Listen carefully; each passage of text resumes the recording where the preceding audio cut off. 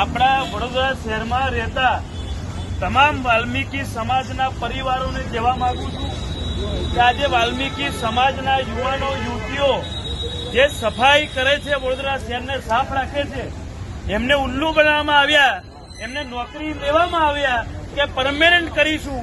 પરમેનન્ટની વાત તો દૂર રહી, પરંતુ 2 દિવસ લગીને ભરપૂર ગંદકીની સફાઈ સવારથી સાંજ સુધી આ તમામ લોકોએ કરી અને આ તમામ લોકોને આખો દિવસ જમવાનું પણ ના આપવામાં આવ્યું, પાણી પણ ના આપવામાં આવ્યું.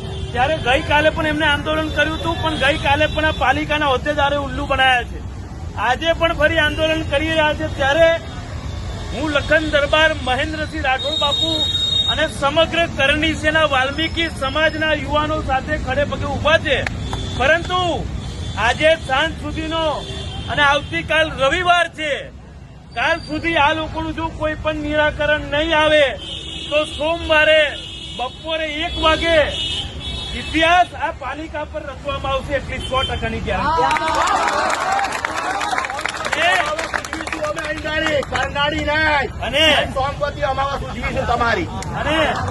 અને સમગ્ર લોકોને વિનંતી કરું છું, આહવાન કરું છું કે તમામ લોકો સોમવારે 1 વાગે મોટી સંખ્યામાં પાલિકા કચેરી પર પહોંચે, પછી જોઈએ કોની બાપની તાકાત છે કે કોઈ ગેરબંધી.